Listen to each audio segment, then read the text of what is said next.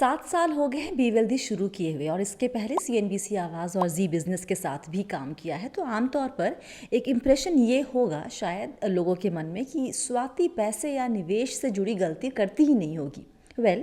गलतियाँ मुझसे भी होती है और मुझे इन गलतियों को मानने में कोई शर्मिंदगी नहीं है, क्योंकि गलती नहीं करेंगे तो सीखेंगे कैसे।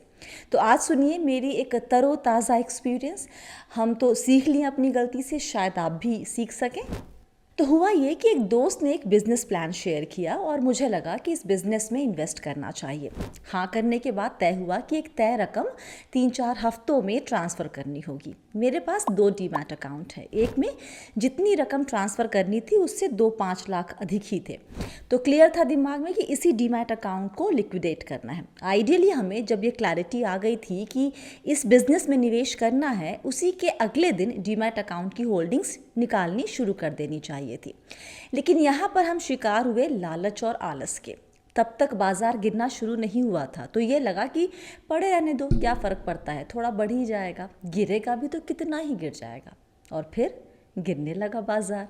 हमें तब भी ये लगा कि कोई ना, बाजार ऐसे ही कर रहा है, पूरे साल 2 दिन गिरता है फिर भाग जाता है। लेकिन बाजार ने गलत साबित कर दिया, गिरा और गिरता ही रहा और फिर हमें उस गिरे बाजार में पैसा निकालना पड़ा। ओवरऑल पोर्टफोलियो तब भी मुनाफे में ही था, लेकिन बाजार के गिरने से 2-3 लाख का मुनाफा निकल गया था।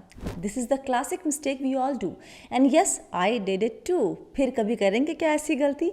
Most probably not. गलतियों से, खासकर खुद की गलतियों से सीखने में हम ठीक ठाक माहिर हैं। दूसरी चीज़ को गलती नहीं कहा जाएगा, लेकिन एक थॉट प्रोसेस है जिससे आप लोग रिलेट कर पाएंगे।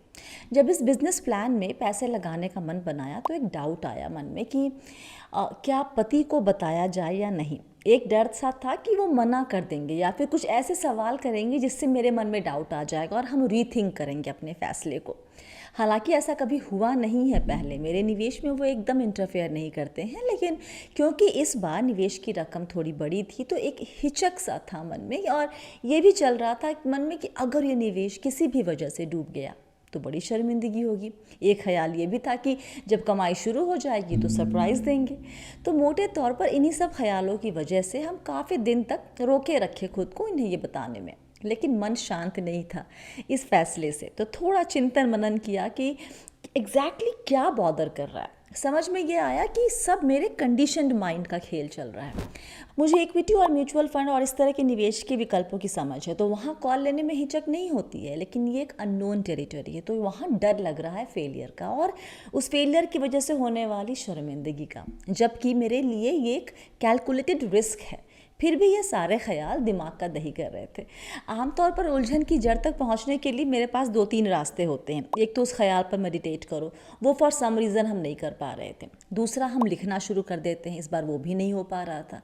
बचा तीसरा रास्ता, हम खुद से ही सवाल जवाब करते हैं पूरी ऑनेस्टी के साथ और ये सब रिकॉर्ड करते हैं। किस तरह के सवाल? क्यों डर लग रहा है, क्या है खोने को, अधिक से अधिक क्या होगा, और हर सवाल की गहराई में मैंने जाना शुरू किया।